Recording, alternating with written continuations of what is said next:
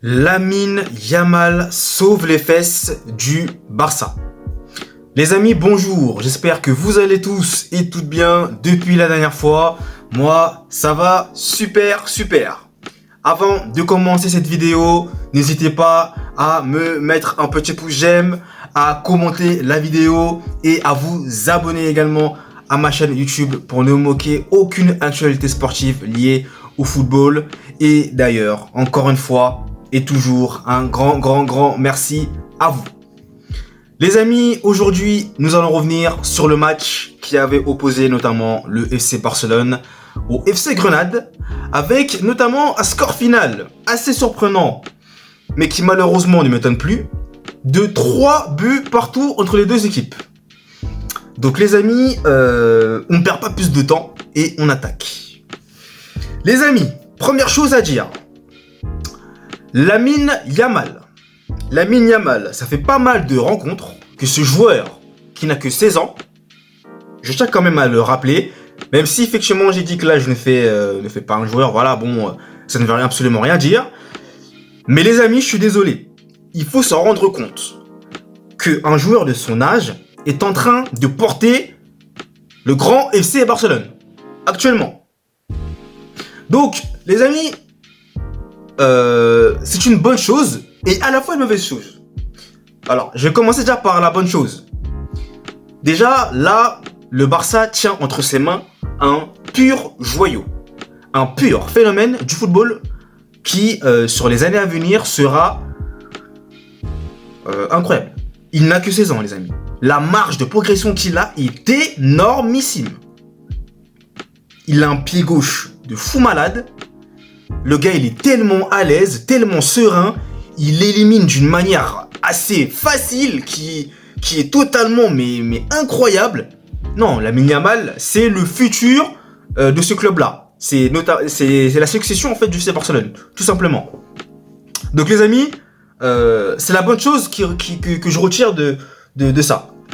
Mais, la mauvaise chose, c'est que les amis, là, on a l'impression que le Barça commence à devenir dépendant des performances de ce joueur-là. Donc, en d'autres termes, ils vont se reposer sur lui pour soit essayer de revenir au score ou soit gagner un match. Ah là, excusez-moi, hein, mais offensivement parlant, ça commence à devenir assez problématique. Sachant quand même qu'il y a notamment un certain Robert Lewandowski. Mais lui, je vais pas trop lui taper dessus en ce moment. Parce que honnêtement, il est en train d'ailleurs de revenir un peu en marquant quelques buts. Bon, vous allez me dire, c'est rien, ok, on attend plus de lui. Oui, bien entendu, on attend plus de ce joueur-là. Mais c'est clair qu'il fait quand même aussi des efforts en marquant en ce moment. Donc, faut pas aussi non plus lui taper dessus tout le temps. Mais c'est clair que ça commence à devenir assez inquiétant de dépendre de Lamine Yamal, quand même, mes amis. Donc, en d'autres termes, tous les joueurs là qui sont avec lui, là je parle vraiment au niveau offensif, ne sont pas à la hauteur, n'arrivent pas à faire de bonnes performances. Vous voyez un petit peu, on peut se poser différentes questions, hein, et on peut dormir jusqu'à je ne sais pas quelle heure. Hein. Mais très sincèrement, là, le Barça déjà, parce qu'il faut quand même le dire et le rappeler, a perdu gros sur ce match-là. C'était un match à prendre. Surtout qu'il restait quand même sur de belles victoires. Ils avaient notamment battu, je sais plus quelle équipe là, entre temps. J'ai oublié les noms des équipes, mais je vous les mettrai. Je me suis dit, bon, là ils vont peut-être essayer de revenir petit à petit. Eh bien non, ils retournent encore dans le travers contre Grenade, et en plus à domicile. Visiblement, le stade à domicile en ce moment, ça la réussit pas trop. Hein. Mais bon, les amis, tout ça pour vous dire que le Barça a perdu gros, comme je vous le disais, puisque l'Atlético Madrid avait, eux, perdu contre Séville. Donc c'était l'occasion de revenir un peu à hauteur de Girona et pourquoi pas du Real. Mais avec cette contre-performance, ce match est nul. Ils ont perdu 2 points précieux. Ah bah les amis, ça s'éloigne. Hein. Et attention, parce que après eux, il y a Bilbao qui revient. Attention, il y a même le Betis qui revient. Attention, le Barça, attention quand même, vraiment attention. Ils sont vraiment sur un siège éjectable hein, de leur 3e place. C'est pas garanti. Hein. Donc honnêtement, ça sent quand même pas bon quoi tout ça. Hein. Comme je vous disais, quand vous dépendez de Lamine Yamal pour ne pas perdre déjà, c'est quand même déjà beaucoup les amis, pour ne pas perdre. Vous voyez ce que j'ai en droit d'employer? Pour ne pas perdre. Ça veut dire même pas pour chercher la victoire, pour ne pas perdre. Parce que le Barça, figurez-vous que c'est à deux de perdre le match là, contre Grenade.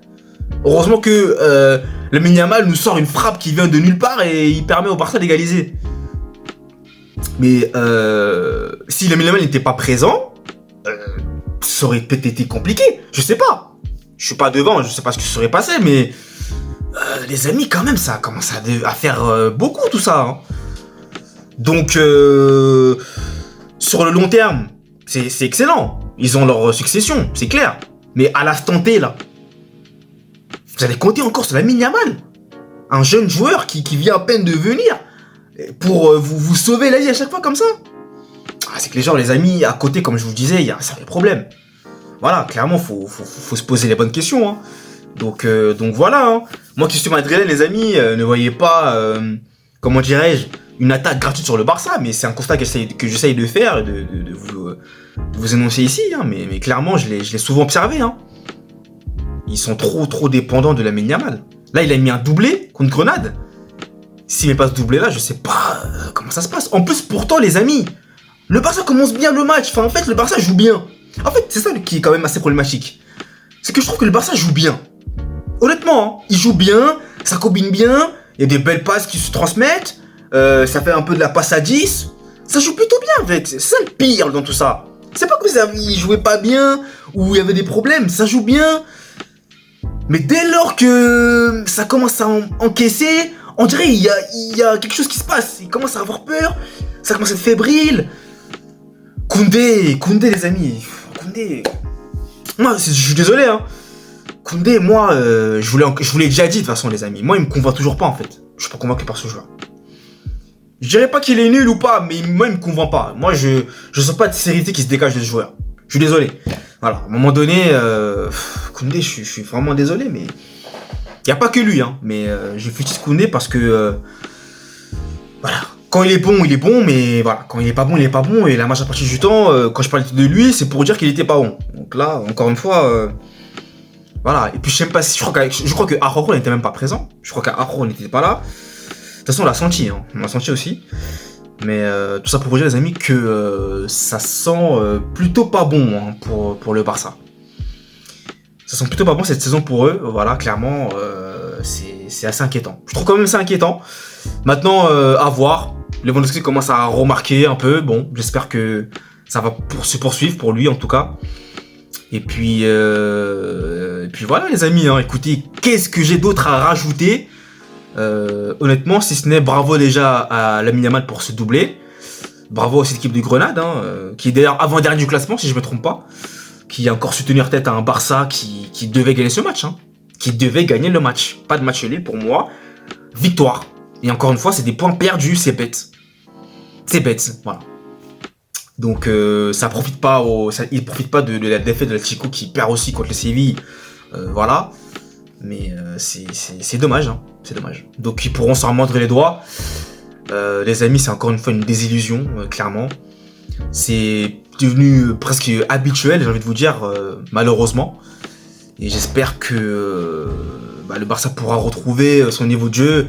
Voilà, parce que clairement là, c'est très problématique ce qui se passe en ce moment. Voilà, c'est bizarre. Bizarre, les amis. Donc, on se tient au jus. C'est la fin de cette vidéo. Merci à vous de l'avoir suivi en intégralité. Ça fait extrêmement plaisir.